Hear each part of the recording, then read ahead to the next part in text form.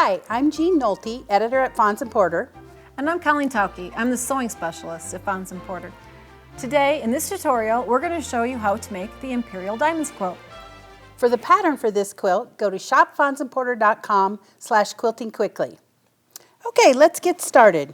So this quilt is made from pre-cut strips, 2.5-inch strips, and pre-cut 10-inch squares, which we then cut into 4.5-inch squares. So you can get 4.5-inch squares from each of your 10-inch squares.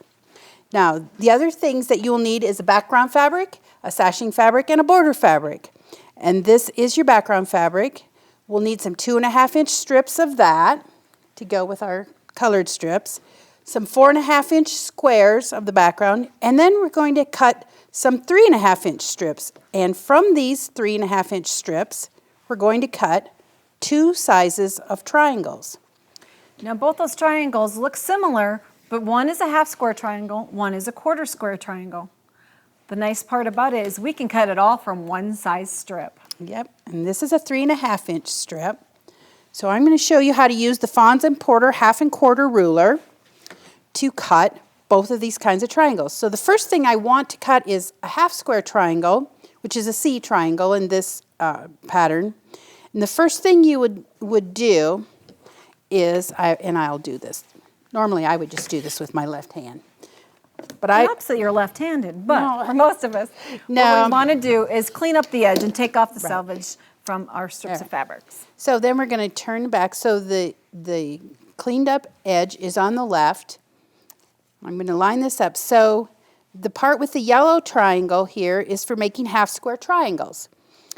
And we have a 3.5-inch strip, so I'm going to find on the left side here the 3.5 and line that up with the bottom of the strip. The left edge of the ruler is along the cleaned up cut edge, and this little yellow triangle here sticks up above the top of the strip.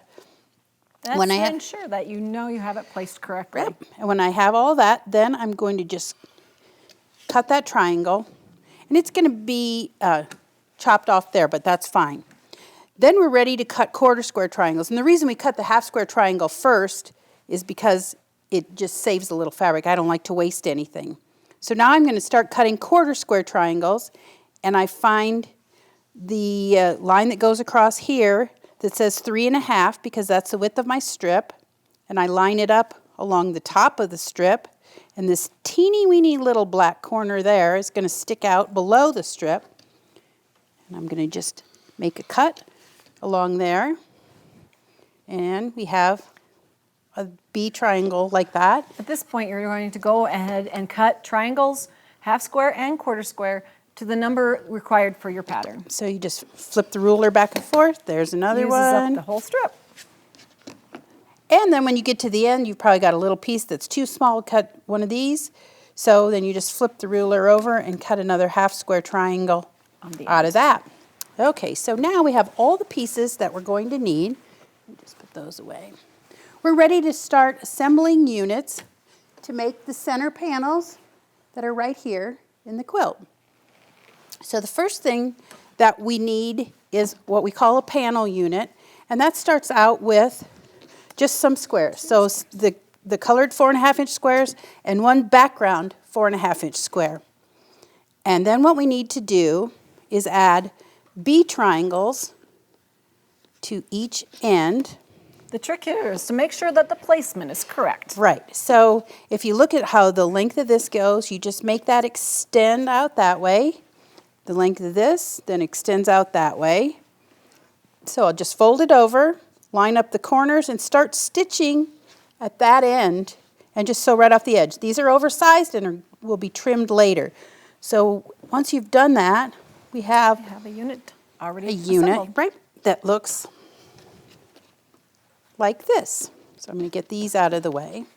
Again, make sure that the triangles at the end kind of have a tilt to them, that they lean in one direction. A little trick, when you go to press these, you always press the seams toward the dark, and then when you go to put the rows together, the seams will always be opposing. So that'll be helpful.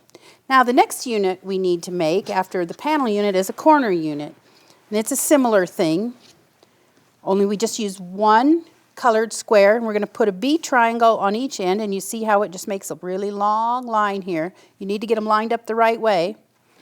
The next thing we're going to do is take a C triangle, which this is a half square triangle. And the reason we do this is to get the these edges The outer edges will on all the be straight straight of grain. Exactly. So we're going to center this on here and sew it, flip that, and you end up with a unit that looks like this. So that's a corner unit.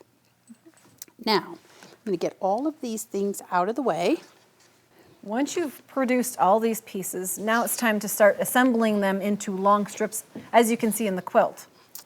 So we're going to get some of this out of the way here. Alignment is important here. Okay, And you so- can play with the colors. You've cut 4 of each of the colors from the 10-inch blocks. So you have 4 of everything. So you can play about with the alignment and color Okay, choice. so you see how these are just kind of offset with the colored squares opposite the background squares. And you line up as many of these as you need, and then at the end, you add one more corner unit. And you're going to notice that that corner sticks out, so we just trim it off. When you get everything assembled into this long row, you're going to come back and you're going to make sure that you leave a 1/4-inch seam allowance all the way around for the construction of the rows at a later point. Now you'll need 4 of these big rows. Okay, now the next thing we need to make is those skinny little rows. And for this we're using those 2.5-inch background strips and 2.5-inch colored strips. And we're going to just make a strip set. Strip set's really easy. Okay, so it's 2 background squares or strips and 1 colored strip for a strip set. And from your strip sets, then you start cutting 2.5-inch wide segments. So then to make those skinny little segments, we're going to shove this up out of the way, you're going to start joining these. This is where you can play with the colors again, alternating lights, darks, brights. I don't like to join them this way. So this is a little bit weird because they're just offset. So again, if you've always pressed toward the dark square here, when you go to put these together, the seams will oppose and they'll line up really nicely. So what you're going to do is just line up your seams here and sew that. And I like to chain piece. That's why you see this stitching going through here, because Keep going. it's just to get me to the next one. So you're going to join as many of those as you need for a strip. And then the last thing you're going to do is on one end, or on add each end, one more square on each corner. 2.5-inch square on the end. Okay, so these will be long strips. We just have short ones to show you here. So the next thing you're going to do is we want to straighten that up. Obviously, in the quilt, it doesn't have those points. So we're going to trim off the edges to square it up. But before we do that, we want to keep it from stretching, because when we cut that off, all of these edges are going to be biased. The way to do that is to come in with a ruler, measure 1/8 of an inch outside of each of the print squares, and mark a pencil line or use disappearing ink. It's a Whatever. Yeah, it's not going to show washable anyway. marker. I used a pencil because Okay. it's not going to show. It's going to be in the seam allowance. Then we're going to stitch right on that line. It keeps that bias from stretching and distorting.